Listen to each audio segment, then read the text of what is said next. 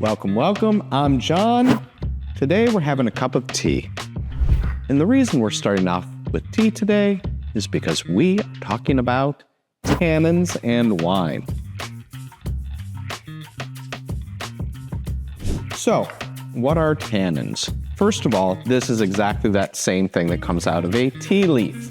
It is a component of plants that allows for protection from animals. Let's back up for a second. It won't surprise you to learn that the life cycle of a fruit is to grow the fruit in order to have it be sweet so that it's actually eaten by an animal and then the seeds are spread to other locations.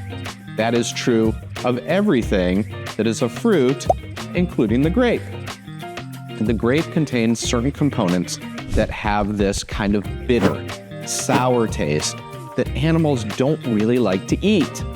That comes from skins, and so that protects the grape while it's maturing.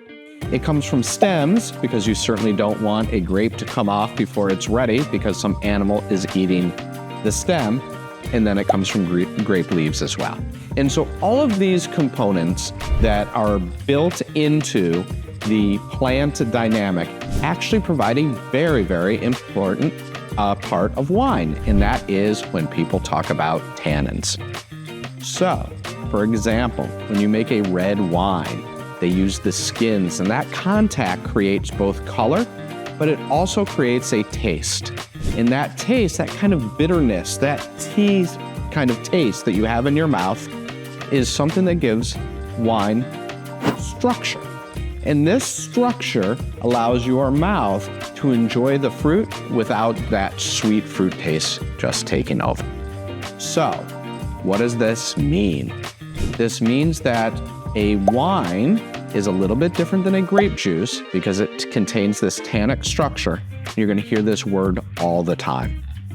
There are a few things that help with tannins as well. For example, barrel aging. So the barrel wood itself also contains tannins that will be part of the wine. And so how do you manage the tannins during the winemaking process in order to make the perfect wine? That's another lesson.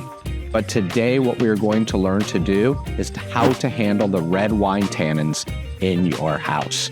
So we're going to go over to the bar, we're going to use the decanter, and we are going to handle some tannins just after I finish this tea.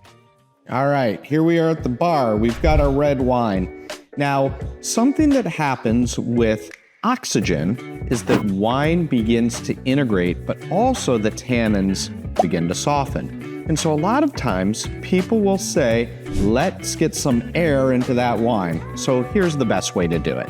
This is called a decanter. They come in all sorts of shapes and sizes, and we'll talk about that. I do suggest using your thumb. A lot of people don't, and that is basically to make sure glass doesn't hit glass, because you're going to lose your decanter and a whole bottle of wine if you break it. And so we put it inside this decanter. Now, there are two ways in order to get oxygen in wine. One is simply age. That is, the cork itself allows some air to get in. So for finer wines, what you're going to do is you're just going to let it age in the bottle.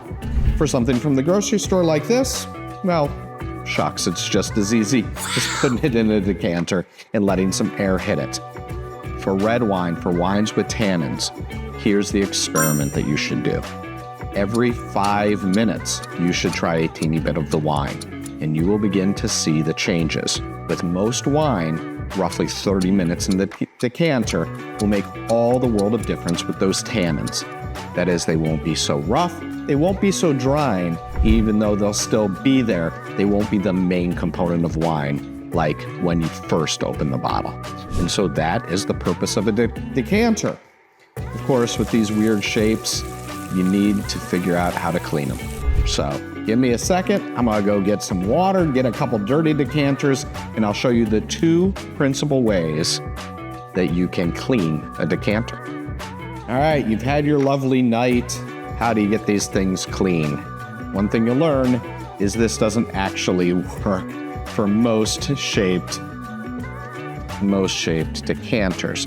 And so as a first step, what you really need to do is you need to make sure that you put some water in them that night. Now, of course, that won't happen all the time, You're going to use your sink, not a bunch of Pyrex glasses, but I don't have a sink on here. So you are going to just leave it with some water. That will prevent a lot of the stick-on that you have in the decanter. There are two principal ways. One is called cleaning beads. And so cleaning beads are actually just little BBs that they market and they sell as decanter cleaning. And the point of these is order to clean this. And you can use a little bit of mild dishwashing soap if you want, but you're gonna have to make sure to really get it out, is to spin them around. And the advantage of spinning them around is that you're going to be scraping the bottom clean using these cleaning beads. To get them out is a little bit more complicated, but I like to use a paper towel and to pour them out, and then you'll have a clean decanter. That is one way to do it. This is actually my little trick, my preferred way to do it. I use espresso machine clean.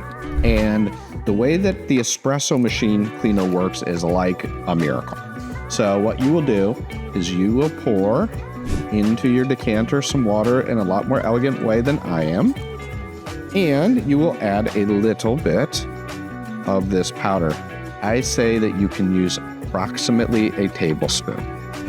And what will happen is that will begin the process of cleaning. You will swirl this as well. And that process will begin the cleaning process. Now, what I do is I leave this in here for about 1.5 minutes. I swirl it pretty good. And then after that, I start the rinsing process. You are going to rinse this 3 to 4 times until you get it totally clean. So let me show you the result of that. And I think that you'll be impressed with the idea of using cleaner as much as you were unimpressed by the idea of using Pyrex to put water in that decanter. All right, so what is today's takeaway? Today's takeaway is that tannins are an essential part of wine. They give it structure. But with that structure sometimes comes a little bit of bitterness. That bitterness can be handled by using a decanter. And if nothing else, keep your decanters clean, enjoy your wine, and remember, just a little bit of experimentation will take you a long way toward enjoying it just a little bit more.